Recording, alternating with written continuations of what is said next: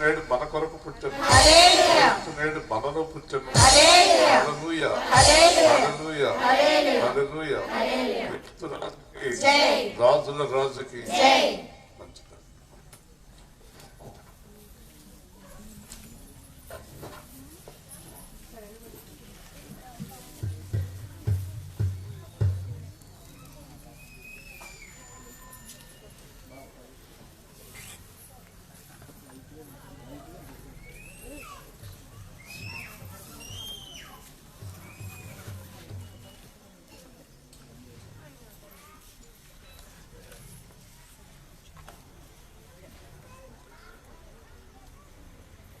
మన ప్రభు అయినటువంటి యేసుక్రీస్తు గురించి మొదట మనం తెలుసుకోవాలి. ఆయన గురించి, ఆయన ఎవరు అనేది మనం ప్రతి సువార్తలోని మొదట చెప్పుకోవాలి. తర్వాత ఆయన వాక్యంలో ఏమై ఉన్నాడు. ఆది కాండం నుంచి ప్రకటన గ్రంథం దాకా ప్రతి వాక్యంలోని యేసు ఉన్నాడు. అది పరిశుద్ధాత్మ చేత రాయబడిన గ్రంథం ఇది. ఆయన మనకి చెప్తేనే కానీ మనకు అర్థం కాదు. కొన్ని ఆశ్చర్యకరమైన విషయాలు బైబిల్లో ఉంటాయి యేసుక్రీస్తు గురించి. దేవుడు యేసుక్రీస్తుని ఏర్పాటు చేసుకున్నాడు ఎప్పుడు అంటే ఆదిలోనే. ఇర్మియాతో మాట్లాడుతూ దేవుడు అంటాడు, తల్లి గర్భానికి ముందే నిన్ను నేను ఏర్పాటు చేసుకున్నాను, గర్భంలో నుండి బయటకు రాకమునిపే జనములకు నిన్ను ప్రవక్తగా నియమించితిని అంటాడు. ఇలాగున మనం చూస్తే మన జీవితాలు మన చేతులు లేవు. మనం ఏమనుకుంటున్నామంటే, మనం యేసు ప్రభుని తెలుసుకున్నాం, మన ఇంటిలో వాడు కొంతమంది, బయట వాడు కొంతమంది యేసు ప్రభుని తెలుసుకోలేదు అని మనం అనుకుంటున్నాం. కానీ మనం యేసు ప్రభుని తెలుసుకోవడానికి మనకి ముందుగానే దేవుడు నిర్ణయం చొప్పున మనం ఆయన్ని తెలుసుకున్నాం. హల్లెలూయా. యేసు ప్రభుని తెలుసుకోవడం కూడా యేసు ప్రభు చిత్తమే, లేదంటే మనకు ఆయన తెలియదు. ఉదాహరణకి నాకు కూడా చాలా కాలం తెలియదు కదా. చాలా ఒక ఆశ్చర్యకరమైన విషయం ఒకటి బైబిల్లో ఉంది. యెహోవా తన జనులను ఆయన కొరకు ఏర్పాటు చేసుకుని ఉన్నాడు. ఈ రోజున నా స్నేహితుడు ఒక పాస్టర్ గారు ఫేస్బుక్లో ఒక మాట పెట్టాడు, కొంతమంది సేవకులయ్యి కొంతమందిని నరకానికి పంపుతున్నారని. ఎందుకంటే ఆయన పిలవకుండా సేవకులు అయ్యారు, ఆయన పిలవకుండా విశ్వాసులు అయ్యారు. వారు ఎవరంటే నరకానికి వెళుతున్నారు. వాళ్ళు సేవకులు కూడా వాళ్ళని నరకానికి పంపుతున్నారు. ఎవరంటే ధనాపేక్ష కలిగి లేదా రకరకాలైనటువంటి తప్పుడు బోధలతోటి, తప్పు సంఘాలతో, తప్పు విశ్వాసంతో. ఇప్పుడు నేను మీకు చెప్పదలుచుకున్నది ఏంటంటే, నిజమైన విశ్వాసి, నిజమైన సేవకుడు ఎవరు అనేది మనం చూస్తే, నిజమైన సేవకుడు ఎవరు, నిజమైన విశ్వాసి ఎవరు అంటే, ఈ లోకంలో ఏది కోరుకోకుండా ఆయన్ని కోరుకునేవారే నిజమైన వారు. హల్లెలూయా. ఆయన్ని కోరుకునేవారే నిజమైన విశ్వాసం, ఆయన కోరుకునే వారే నిజమైన సేవకులు. ఎందుచేత అంటే ఈ లోకం అంతా గతించిపోయేదే, ఈ లోకము నశించిపోయేదే, ఈ లోకము ఉండదు, లోకములు ఉండేవి ఉండవు. ఇంకా దీనిపైన మక్కువ కలిగి యేసు ప్రభువుని నమ్ముకునేవారు మోసం చేసేవారే, మోసగాళ్ళే. అందుచేత ఆయన నాకు ఈ మధ్యకాలం స్నేహం 22న వాళ్ళకి వాక్యం బోధించడానికి వెళ్తున్నాం, అతను పెట్టాడు అన్నమాట. దీంట్లో ఈ మోసగాళ్ళైన సేవకులు చాలా మందిని నరకానికి పంపుతున్నారు. దీన్ని బట్టి ఇంకా ఆలోచిస్తే అపవాది కొంతమంది సేవకులను, సంఘాలను ఏర్పాటు చేసుకున్నాడు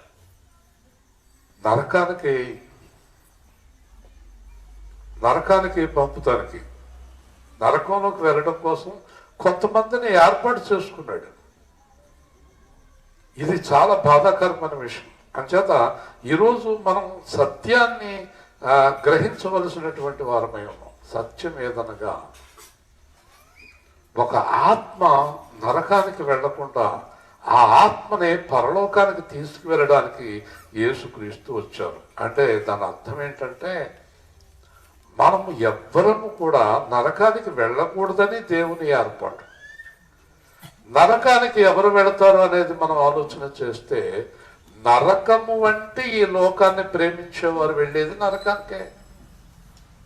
ఈ లోకము నరకము వంటిది. ఈరోజు ఒక ఆయన మాట్లాడుతూ చెప్తున్నాడు, ఎంతవరకు దిగజారిపోయిన పరిస్థితి ఈ లోకం ఉందంటే చెప్పుకోలేనంత దరిద్రంలో ఉంది ఇప్పుడు ఈ లోకం. చేత మనం ఈ లోకాన్ని ప్రేమించడం ఏమిటి?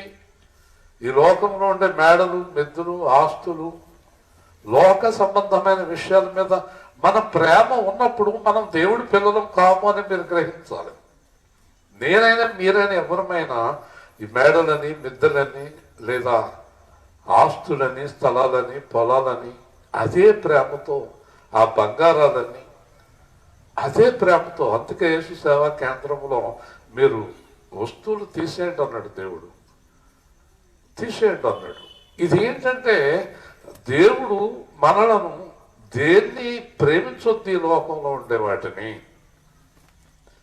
బైబిల్ కూడా చెప్తుంది, లోకంలో ఉండే వాటిని మీరు ప్రేమించొద్దు.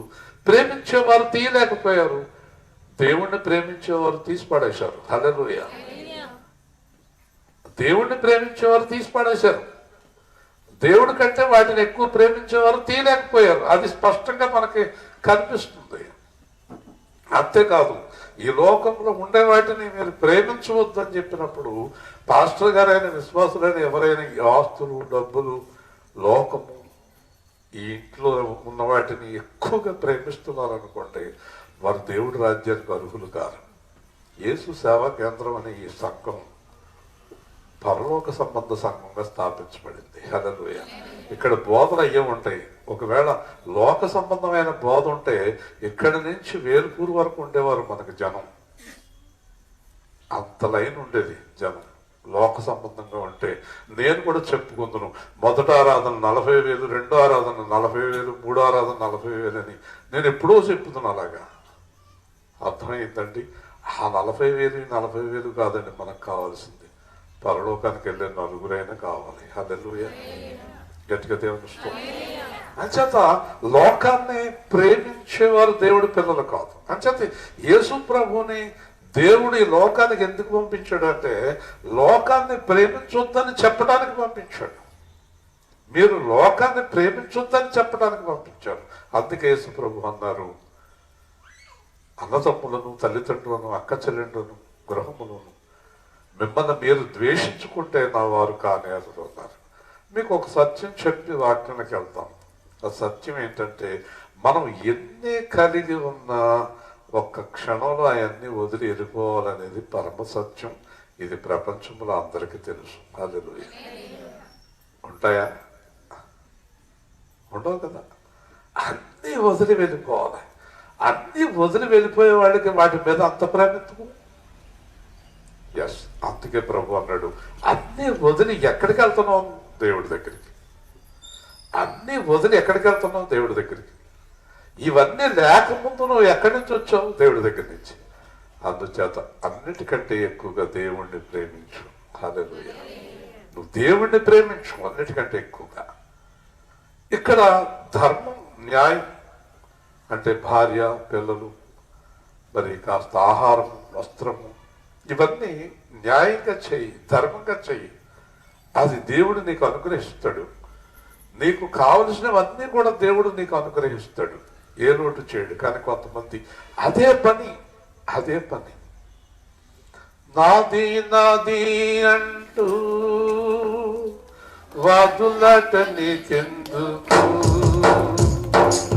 ఏది నీది కాదు, సత్యమిది ఎరుగనెందుకు, ఇహలోక ఆశనెందుకు, పైనున్న వాటిని వెదకు, ఇహలోక ఆశనెందుకు,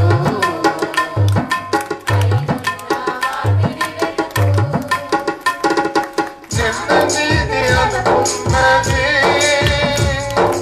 నీది కాకపోయే, నేను నీకు ముందున్నది రేపు కానరాకపోయనే చెవిటమైన వాటి కొరకు ప్రాకులాట నీకెందుకు అక్షయ దైవ రాజ్యమే నిలుచును తుది వరకు నాది నాది అంటూ కాదురాట నీకెందుకు నీ దగ్గర ధనముంటే నీ చుట్టూ మనుషులుంటారు నీ లోపల బలముంటే నిన్ను కావాలని అంటారు నీ బలము నీ బలము నీ చావుని ఆపలేవు తప్పకుండా ఒకనాడు మట్టిలోన కలుస్తావు నాది నాది అంటూ కాదురాట నీకెందుకు నీకున్న గొప్ప ఖ్యాతి నిన్ను రక్షించలేదు నీ యొక్క సొంత నీతి శిక్షను తప్పించలేదు గట్టి పువ్వు లాంటిదే కదా ఇలాగ నీ జీవితం యేసయ్యకు అర్పిస్తే అవుతుంది నీ సాధకం ఇప్పుడు ధనవంతుడింటికి యేసుప్రభు వచ్చాడు. ఆ ధనవంతుడు యేసుప్రభుని మాట్లాడటం చూసి ఆ ధనమంతా వెంటనే పంచిపెట్టేశాడు. ఏమీ మిగిల్చుకోలేదు. ఇంకా మొత్తం అంతా యేసుప్రభు ఎదురుగుండానే మొత్తం పంచిపెట్టేశాడు. పంచిపెట్టేసిన తర్వాత యేసుప్రభు అంతా పంచిపెట్టేసో నీ కోసం ఏం వండించుకోలేదు ఏంటో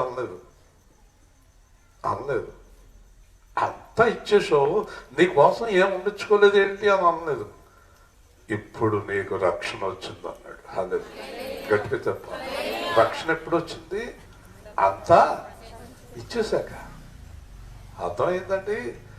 మరి కొంతమంది ఏంటో ఏం ఇవ్వకూడదు అనుకుంటున్నారు. వాళ్ళకి రక్షణ రాలేదండి. ఇచ్చేయాలి అన్నీ. ఆయన ఇవ్వమంటే ఇచ్చేయాలి. ఎవరికి ఇచ్చేయాలి? పాస్టర్ గారికి కాదు. పాస్టర్ గారికి ఇవ్వలేదు ఆయన. ఎవరికి ఇచ్చాడు ఆయన? యేసుప్రభుకి ఇచ్చాడా?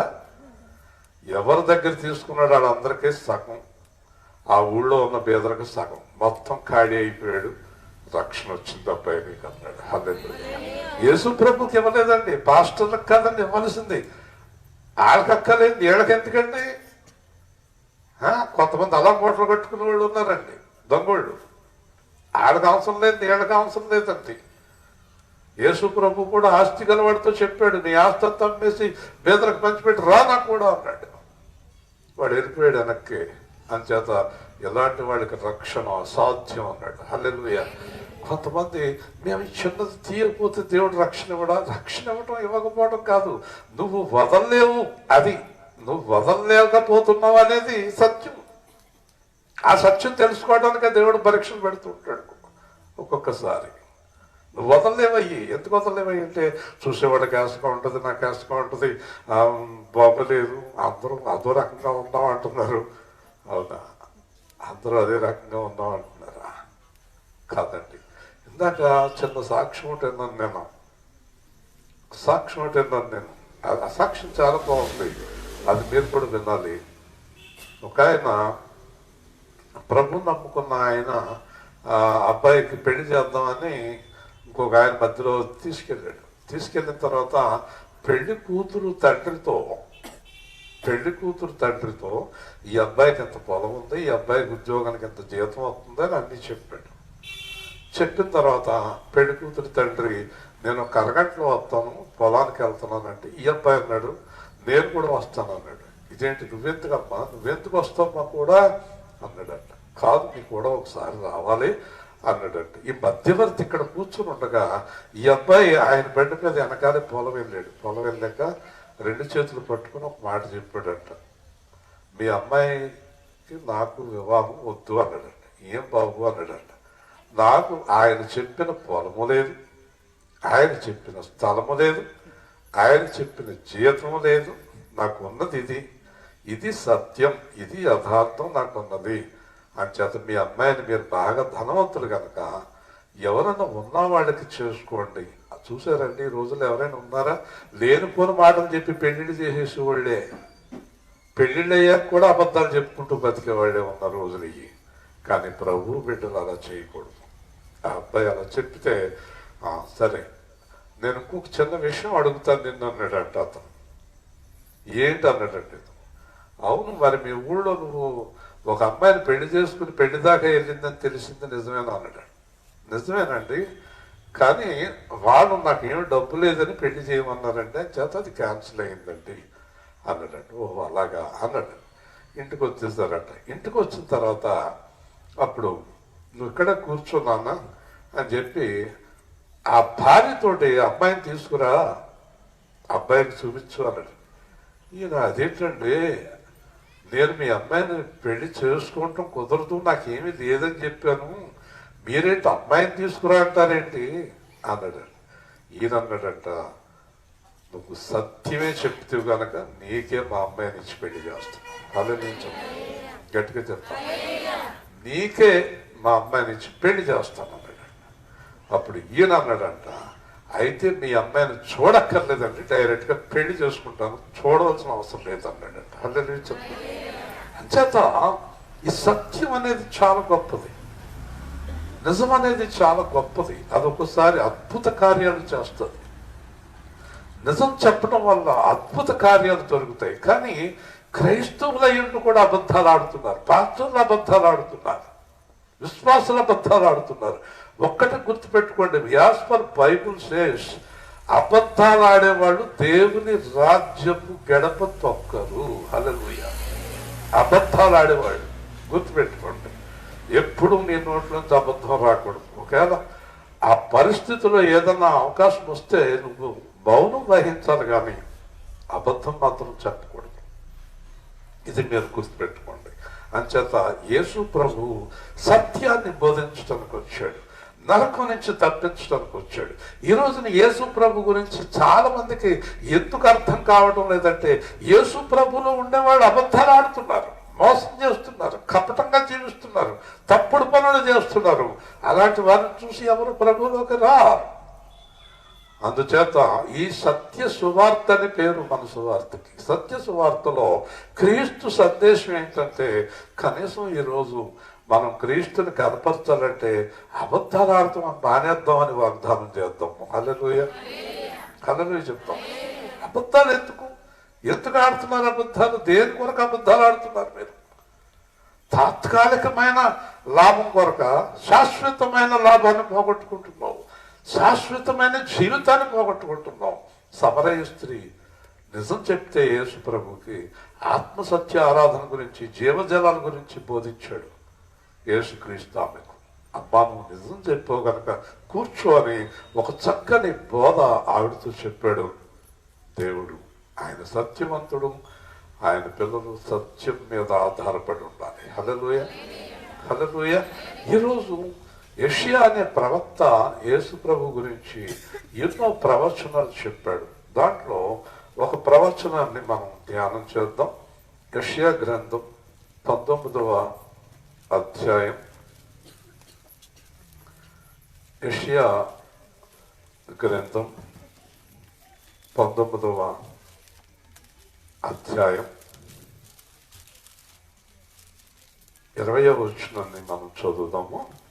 యెషయా గ్రంథం 19:20వ వచనం శ్రద్ధగా. అది ఐగుప్తు దేశంలో సైన్యములకు అధిపతి యెహోవాకు సూచనగాను సాక్షార్థముగాను బాధకులను గూర్చి వారు యెహోవాకు మొరపెట్టగా ఆయన వారి నిమిత్తము శూరుడైన ఒక రక్షకుని పంపును, అతడు వారిని విమోచించును. ఐగుప్తీయులు తెలుసుకున్నట్లు యెహోవా తన్ను వెల్లడిపరుచుకును. ఆ దినమున ఐగుప్తీయులు యెహోవాను తెలుసుకొందురు. దేవుని స్తోత్రం. హల్లెలూయా. చాలా జాగ్రత్తగా వినకపోతే వాక్యాలు అర్థం కావు. ఈ యెషయా అనే ప్రవక్త యేసు ప్రభు రావడానికి 4000 సంవత్సరాలకు ముందు యేసు ప్రభు గురించి రాశాడు. యేసు ప్రభు వస్తాడు, రక్షకుడు వస్తాడు. ఇక్కడ చాలా సత్యాలు ఉన్నాయి. ఒకటి మీరు బాగా గమనించాల్సింది ఏంటంటే దేవుడు దేవుడు అంటే సృష్టికర్త. సృష్టికర్త బైబిల్ ఎప్పుడు దేవుణ్ణి చాలా అద్భుతంగా చూపిస్తుంది. ఎలా చూపిస్తుంది అంటే సమస్త సృష్టిని చేసినవాడు, మనుషుల్లో ఊపిరి ఊదినవాడు, మనిషిని చేసినవాడు, ఈ భూమి ఆకాశములను చేసినవాడు, నక్షత్రములను చేసినవాడు దేవుడు. అలాగే బైబిల్లో మోషే నీ పేరేమిటి అని దేవుణ్ణి అడుగుతాడు. ఎంత చక్కగా బైబిల్ చెప్తుందో చూడండి. నీ పేరేమిటి అని అడిగినప్పుడు నేను ఉన్నవాడను అనువాడనై ఉన్నవాడను అన్నాడు. హల్లెలూయా. అసలు ఎక్కడైనా విన్నామా పేరు? దేవుడికి ఏదో ఒక పేరు పెట్టడం, దేవుడు అనడం, ఏదో ఒక పేరు పెట్టి దేవుడు అనడం అనేది విన్నాం. కానీ ఈ దేవుడు పేరు ఏం చెప్తున్నాడు? పేరు చెప్పడంలే, పేరే లేదు, పేరే లేదు. ఐఎమ్ లివింగ్ గాడ్ అన్నాడు. నేను ఉన్నవాడను, నేను ఉన్నవాడను. అంటే ఎంత గొప్ప సత్యాన్ని బైబిల్ మనకు బయలుపరిచిందంటే, నేను ఉన్నవాడను అనే దాంట్లో అర్థం ఏంటంటే నేను ఎప్పుడు ఉంటాను, నాకు ఆది అంతం అనేది ఉండదు. నేను ఆల్వేజ్ ఐఎమ్ లివింగ్ గాడ్, నేను సజీవ దేవుణ్ణి. నా పేరేంటంటే ఉన్నవాడను అన్నాడు. హల్లెలూయా. చూసారా దేవుడి పేరేంటో? దేవుడి పేరేంటో అర్థమైందా మీకు? ఆయన పేరేంటో అర్థమైందా? ఆయన పేరేంటంటే ఉన్నవాడు, లివింగ్ గాడ్.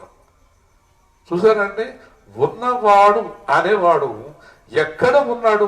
ఆకాశ మహాకాశంలో దాటి అక్కడ ఉన్నాడు. ఆయన గురించి ప్రవక్త అయిన యెషయా ఏం చెప్తున్నాడంటే ఆయనే ఈ వాక్యంలో మనకు అర్థమయ్యేది ఏంటంటే ఆయనే రక్షకుడుగా వచ్చాడని చెప్తున్నాడు. హల్లెలూయా, హల్లెలూయా. గట్టిగా చెప్పాలి. ఇక్కడ ఏమంటున్నాడంటే ఐగుప్తు దేశములో సైన్యములకు అధిపత్యకు యెహోవాకు సూచనగాను సాక్షార్థముగాను ఉండును. జాగ్రత్తగా విందాం. దేవుడు ఒక చోట అంటాడు, నా నామము ఆయనకున్నది, నా నామము ఆయనకున్నది అంటాడు. ఇంకొక చోట యేసు ప్రభు ఏం చెప్తున్నాడంటే నేనే ఆయనను అని తెలుసుకొనని ఎడలా. హల్లెలూయా. చేత చాలా స్పష్టంగా బైబిల్ చెప్తుంది, ఈ సృష్టికర్త అయిన దేవుడు మానవాకారంలో ఈ లోకానికి మరియ ద్వారా వచ్చాడు. హల్లెలూయా. గట్టిగా చెప్పాలి. చూసారండి, ఆయనే యేసుక్రీస్తు ప్రభు, ద లివింగ్ గాడ్, దేవునికి సాక్ష్యం ఆయన.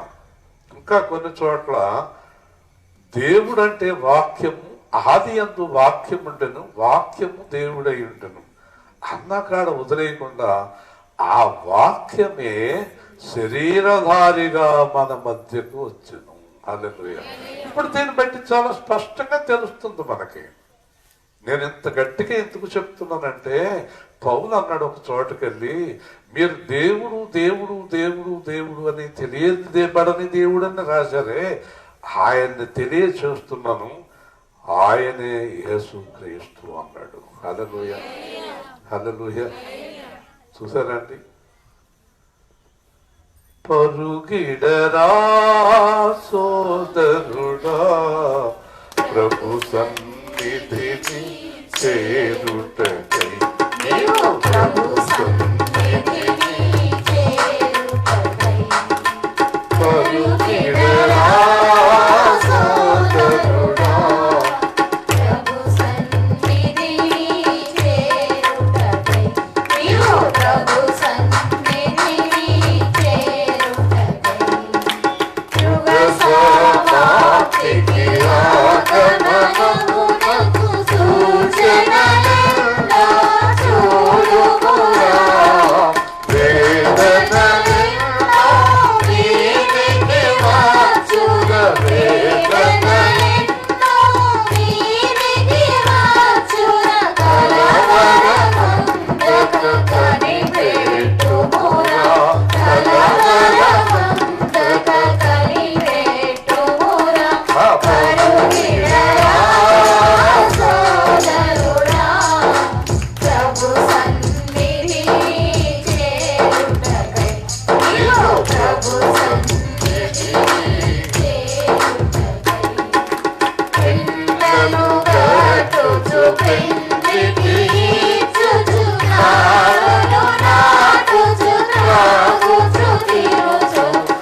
జగముల జగములు దిగులు లేనప్పుడు జగముల జగములు దిగులు లేనప్పుడు దొంగవలే ఇలా దొరై వచ్చుర దొంగవలే ఇలా దొరై వచ్చుర పరువిరరా సోదరుడా ప్రభు సన్నిధిని చేరుటకై నీవు ప్రభు సన్నిధిని చేరుటకై ఎటు చూసినని గటు కనిపించు కొండల పంటల నుండినను కొదమ సింహమై కోపాగ్ని కొదమ సింహమై కోపాగ్ని ఎదురుగా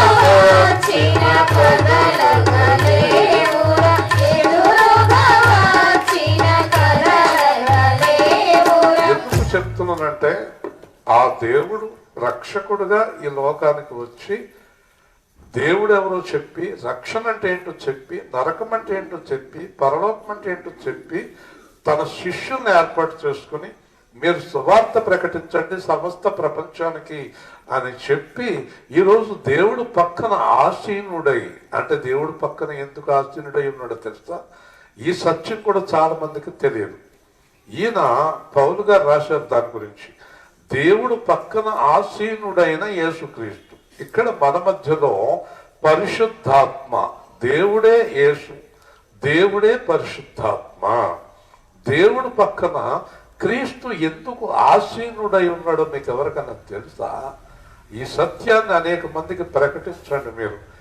ఆ పౌలు గారు రాస్తాడు, పరిశుద్ధాత్మ మనలను తీసుకెళ్లి యేసుక్రీస్తుకి అప్పచెప్తారు. యేసుక్రీస్తుతో కలిసి మనము 7 సంవత్సరాలు విందులో పాల్గొంటాం. తర్వాత ఈ లోకానికి వచ్చి 1000 ఏళ్ల పాటు పరిపాలన చేస్తాము. ఈ 1000 ఏళ్ళు అయిన తర్వాత పరిశుద్ధాత్మ, క్రీస్తు, మనము అంత కలిసి దేవుడు మహిమలోనికి వెళ్ళిపోతాం. మళ్ళీ దేవుడు ఒక్కడే ఉంటాడు. హల్లెలూయా. గట్టిగా చెప్తాం. చూసారా, ఇదంతా ఒక ప్రణాళిక, ఇదంతా ఒక కార్యక్రమం. కానీ మన విజయ్ గారు భర్త గారు ఎందుకు ఆలస్యం చేస్తున్నారు? జనవరి 1కి మీరందరూ రక్షణ పొందాలి. రక్షణ లేని వారందరూ జనవరి 1 ఉదయమే 8:30కి రక్షణ ఇవ్వబడుతుంది. గుర్తుండిపోయేటట్టు మేము జనవరి 1 రక్షణ పొందాము, కొత్త జీవితాన్ని. మన క్యాలెండర్స్ ప్రకారం విడుదల కూడా అని రాయబడి ఉంది జనవరిలో. హల్లెలూయా. రక్షణ లేని వారందరూ ఆ దినాన్ని తప్పకుండా రక్షణ పొందండి. రక్షణ లేకుండా ఎత్తపడటం సాధ్యం కాదు. ఎంత విశ్వాసంగా ఉన్నా, ఎంత ప్రేమగా ఉన్నా, ఎంత బైబిల్ పట్టుకుని తిరుగుతున్నా, అన్ని కార్యక్రమాల్లో పాల్గొన్నా రక్షణ అనేది పొందకుండా పైకి వెళ్ళడం సాధ్యం కాదని మీరు తెలుసుకోవాలి. అందుచేత ఈ ఐగుప్తు దేశములో ఆయన సూచనగా సాక్షార్థముగా ఉంటును. నేను దేవుడికి సాక్షిగా వచ్చాను అన్నాడు యేసు. ఆయన దేవుడికి సాక్షిగా వచ్చాడు. 2 పౌలు అంటాడు, నేను యేసుక్రీస్తుకి సాక్షిగా ఉన్నాను. మనమందరం యేసుక్రీస్తుకి సాక్షిగా. హల్లెలూయా చెప్తాం. దేవుని స్తోత్రం. ఈ క్రిస్మస్ దినాన ఒక మంచి మాట చెప్తున్నాను చూడండి.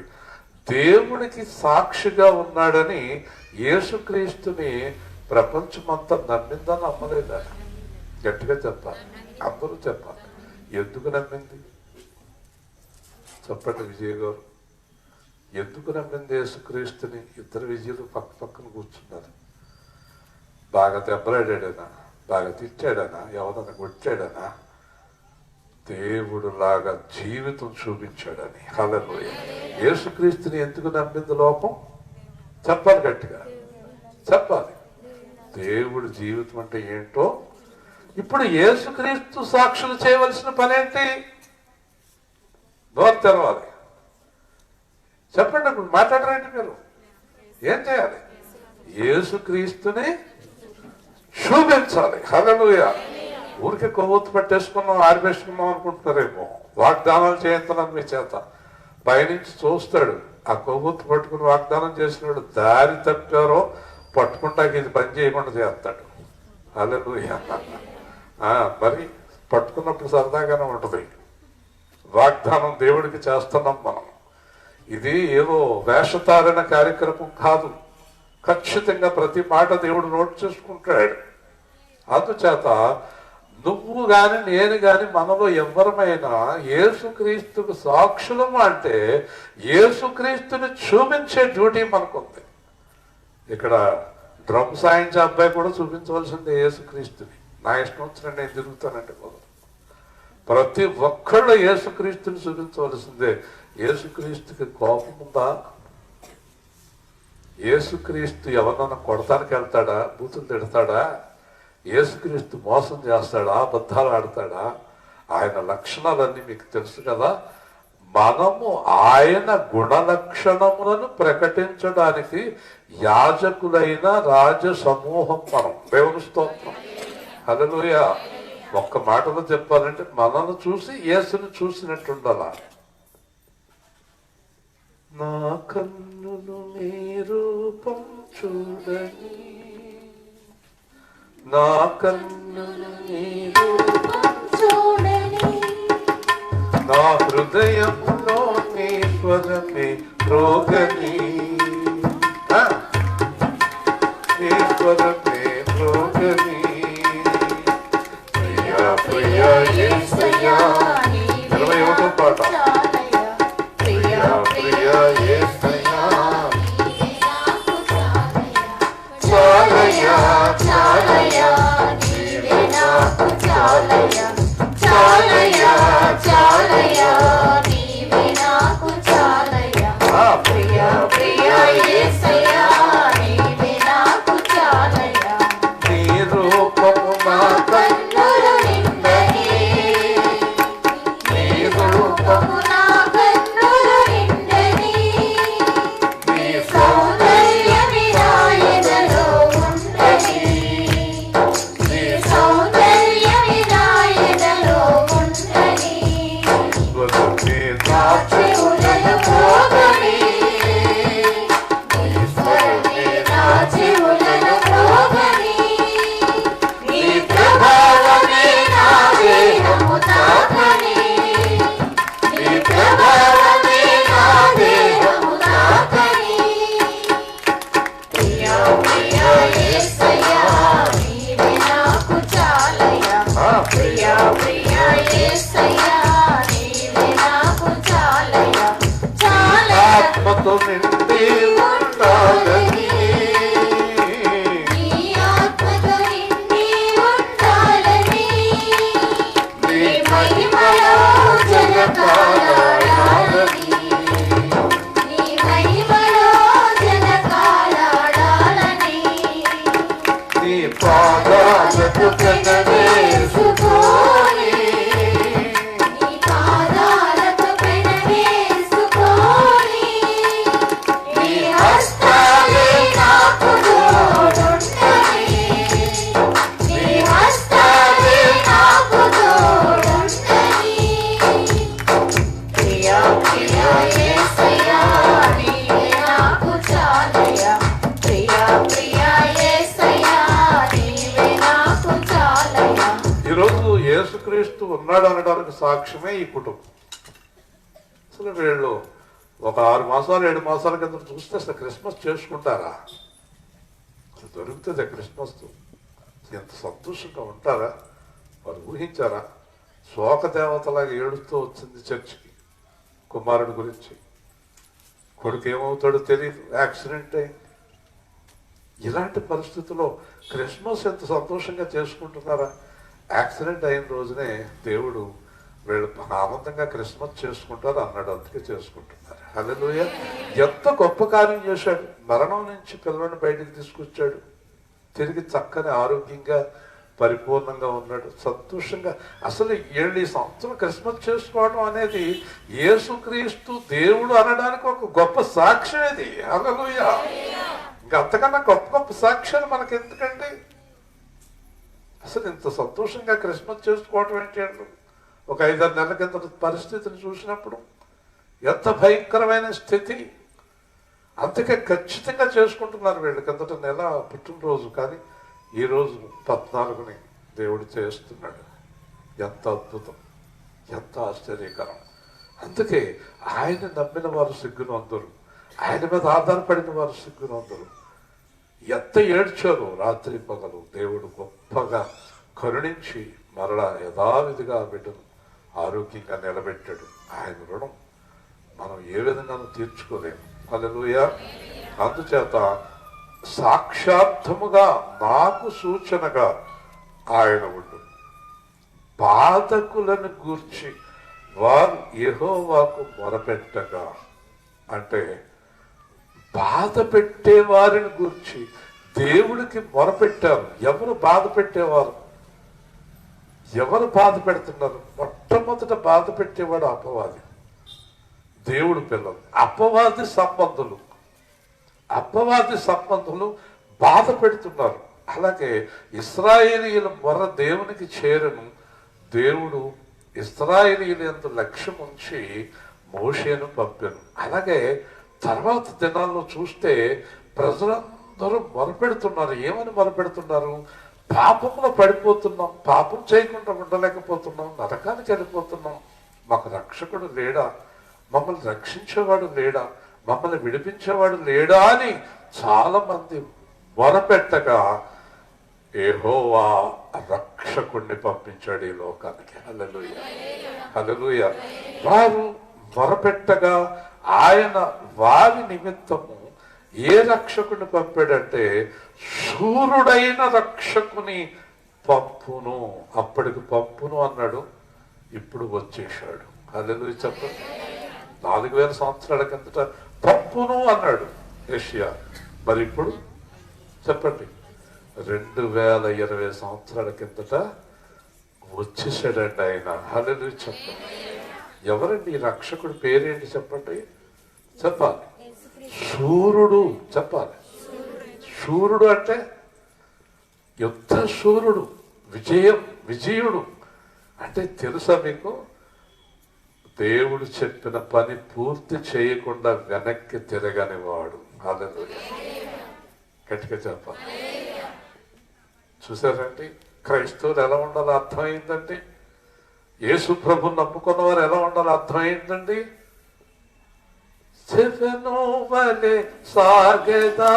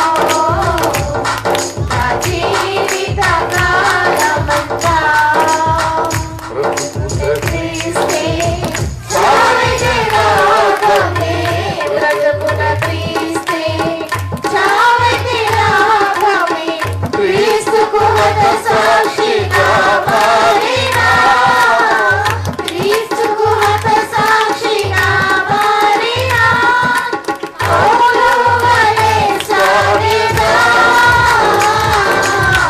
పిరికి వాళ్ళు దేవుడి రాజ్యానికి అర్హులు కారణం ఉంది ప్రకటన గ్రంథంలో. పిరికి వాళ్ళు, పిరికితనం ఉండకూడదు. యేసు ప్రభువులు దేనికి భయపడకూడదు.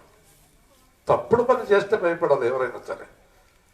యథార్థంగా జీవించడానికి భయపడేవాడు ఎందుకు భయపడాలి? యేసు ప్రభు గురించి చెప్పడానికి, ప్రకటించడానికి భయపడాల్సిన అవసరం లేదు. ఆయన ఏ తప్పు చేయలేదు, ఆయన ఏ పాపము చేయలేదు, ఆయన ఎవరిని మోసం చేయలేదు. అందరి కొరకు చనిపోయాడు ఆయన. ఈరోజు నేను ఎలా ఉన్నానంటే కారణం ఆయనే. హల్లెలూయా. నేను ప్రకటించకుండా ఎలా ఉంటాము? ఎలా ఉంటాను నేను ప్రకటించకుండా? అలాగే మీరందరూ కూడా ఆయన్ని ప్రకటించడానికి, ఆయన కార్యక్రమానికి మీరు ధైర్యంగా ముందుకి ఉండాలి. వెనక్కి తిరిగి చూడవలసిన అవసరం లేదు. ఆయన్ని ధైర్యంగా, బలంగా, స్థిరంగా ప్రకటించవలసినటువంటి వారమై ఉన్నాము.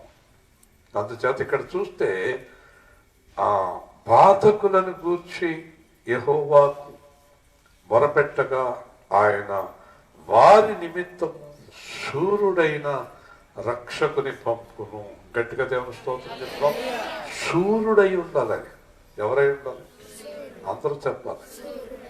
మీరందరూ చాలా ధైర్యం గలవారై ఉండాలి. మీరు సువార్త ప్రకటించాలంటే ధైర్యం గలవారై ఉండాలి. దేవుడి కోసం ఏదైనా చేయాలంటే ధైర్యం గలవారు. బాబాయ్ బాబాయ్ బాబాయ్ అనేవాళ్ళు కాదు. ప్రతి విషయంలోనే ధైర్యంగా ఉండాలి. తప్పుకి పారిపోవాలి. యథార్థతకి ముందుండాలి. హల్లెలూయా. సత్యానికి ముందుండాలి. మనం భయపడాల్సిన అవసరం లేదు.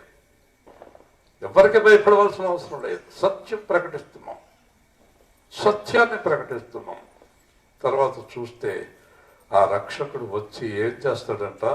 అతడు వారిని విమోచించును. గట్టిగా చెప్పండి. హల్లెలూయా. ఖాళీగా వెళ్ళడంట ఆయన. ఏమీ చేయకుండా వెళ్ళడట. సిలువలో ఏమన్నాడో తెలుసా ఆయన? 3 గంటలకి ఆఖరు మాట ఏంటో తెలుసా? ఆఖరు మాటకు ముందు మాట, 6వ మాట, సమాప్తమైనది. హల్లెలూయా. ఇట్ ఈస్ ఫినిష్డ్ అన్నాడు. అంటే అర్థం ఏంటి తెలుసా? దేవుడు నాకు ఇచ్చిన పని సంపూర్ణముగా నెరవేర్చుతుని. హల్లెలూయా. మీరు ఈ మాట చెప్పగలిగిన వారై ఉండాలి. నేను సంపూర్ణంగా ప్రభు కొరకు జీవిస్తున్నాను, నేను పరిపూర్ణంగా ప్రభు కొరకు జీవిస్తున్నాను. నువ్వు నిద్రపోయే ముందు, అంటే నిద్రించే ముందు కూడా నీకు ఆ సాక్ష్యం ఉండాలి. నిద్రించే ముందు కూడా ఆ సాక్ష్యం ఉండాలి నీకు. అప్పుడే జీవ కిరీటం దొరుకుతుంది నీకు. హల్లెలూయా. మరణం వరకు నమ్మకంగా ఉండుము. ఎప్పటి వరకు నమ్మకంగా? ఈరోజు అడవాడు చేసి వెళ్ళిపోవడం కాదు. ఎప్పటిదాకా? చివరి వరకు, మన ఊపిరి ఆగే వరకు. హల్లెలూయా. అతడు విమోచించును. చూసారండి, ఆ దేవుడు వీరుణ్ణి పంపాడండి. నేను ఎప్పుడు సరదాగా చాలాసార్లు పాడుకుంటా ప్రార్థన చేస్తూ ఉంటాను. తెల్లరగట్లు 3, 4 ప్రార్థన చేస్తున్నారా? దేవుడు అడుగుతాడు. ప్రార్థన చేసేటప్పుడు నేను పాడుకుంటూ ప్రార్థన చేసేటప్పుడు ఒక మాట అంటాను, సువార్త వీరుడువు నువ్వు ప్రభువా, నువ్వు సువార్త వీరుడివి, ప్రార్థనా వీరుడివి, పరిశుద్ధతల వీరుడివి, పరలోకంలో వీరుడివి, ఈ లోకంలో వీరుడివి, అన్నింటిలోనే వీరుడివి నువ్వు. హల్లెలూయా. వెనక్కి తిరిగి చూడటం ఆయనకి తెలియదండి. అందుకే ఆయన అన్నాడు, నన్ను వెంబడించేవారు వెనక్కి తిరిగి చూడకూడదు. మనలో ఎవరైనా వెనక్కి తిరిగి చూసేవాళ్ళు ఉన్నారేమో చూసుకోండి, అది మంచిది కాదు. విమోచించాడు. ఎలాగో విమోచించాడు? విమోచన క్రయధర్ముగా తను తానే సమర్పించుకొనును యెషయా 3లో చెప్తాడు. అంటే ఆయన రక్తం చిందించి మానవ జాతిని విమోచించాడు. హల్లెలూయా. అందుకే క్రిస్మస్ ఎందుకండి అన్నారు కొంతమంది. అసలు క్రిస్మస్ పండగ ఎందుకు చేయాలండి? ఆయన చేయమన్నాడా? పుట్టినరోజు పండగ ఎందుకు చేస్తున్నారు అని అడిగారు. నేను అంటే చాలా మంది గొప్ప గొప్ప దైవజనులు కూడా చెప్పారు, ఏ మాత్రం పనికిరాని వాళ్ళు, ఎవరికి ఉపయోగపడిన వాళ్ళు ఎందుకు చేస్తారో వాళ్ళ పుట్టినరోజులు దేశంలోనే ప్రపంచంలోనే చేస్తారు. ప్రజలందరి కొరకు చనిపోయిన ఆయన పుట్టినరోజు చేయటం కదా భాగ్యం ఏముందన్నాడు. దేవుని స్తోత్రం. ఆయన్నే చేయాలి, అసలు ఇంకెందుకు ఎవరు చేయాలి? ఆయన్నే చేయాలి. అది కూడా సువార్త ప్రకటించాలి. ఎందుకంటే ఆయన గురించి చాలా మందికి తెలియదండి. ఆ పక్కన ఉన్నవాడికి తెలియదు, ఈ పక్కన ఉన్నవాడికి తెలియదు. అందుకే అలా చెప్తూ ఉందాం. వారు మారితే మారుతారు, లేకపోతే వారి ఇష్టం, దేవుడే చూసుకుంటాడు. విమోచించును. ఐగుప్తీయులు తెలుసుకున్నట్లు యెహోవా తన్ను వెల్లడి